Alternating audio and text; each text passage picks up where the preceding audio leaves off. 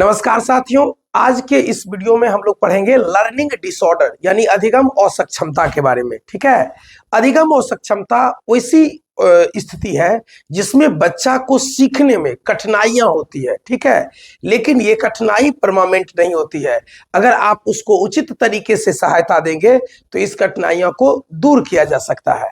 तो देखते हैं अधिगम असक्षमता कितने प्रकार के या कौन कौन से होते हैं। ठीक है, इसमें देखिएगा, पहला है डिसलेक्सिया यानी पठन विकार।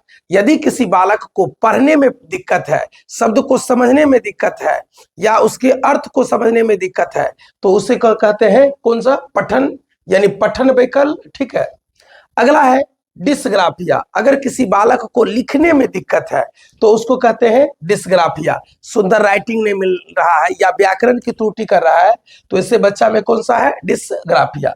अगला है डिसकैलकुलिया, इसको कहते हैं गुणज विकल या गणना विकल।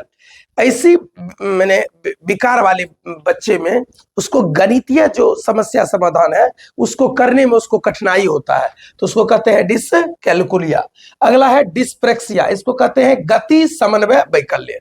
देखिएगा, डिस्प्रेक्सिया में जो होता है कि इसमें जो शारीरिक गति है यानी शारीरिक अंगों के बीच जो तालमेल है वो प्रभावित हो जाता है। ठीक है, वो प्रभावित हो जाता है तो वो सही से उसको नियंत्रण नहीं कर पाता, या सूक्ष्म गति कौशल हो या स्थूल गति कौशल हो उसमें परेशानी होता है, यानी मांसपेशी की गतियों में दिक्कत होता है तो उसको कहते हैं डिस्प्रेक्सिया। ठीक है, अब देखिए अगला है ऑटिज्म, इसको कहते हैं स्वलीनता, आत्मविमोह या स्वपरायणता। ये स्वलीनता वाले जो बच्चे होते हैं वो किसी से जल्दी नजर नहीं मिलाते हैं। ठीक है, और यह एक ही कार्य को बार बार दोहराते रहते हैं। ठीक, तो इसलिए इसकी सबसे जो बड़ी कमी होगा वह होगा कि इसका सामाजिक संपर्क प्रभावित होगा, सामाजिक संप्रेषण कौशल प्रभावित होगा, किसी व्यक्ति से अच्छे से बातचीत नहीं करेगा। ठीक है, और इसकी एक सबसे बड़ी विशेषता क्या है, विशेषता यह है कि यह सूक्ष्म से सूक्ष्म सूचना पर भी ध्यान केंद्रित करता है। अगला है एडीएचडी, अवधान न्यूनता अतिक्रियाशीलता विकार।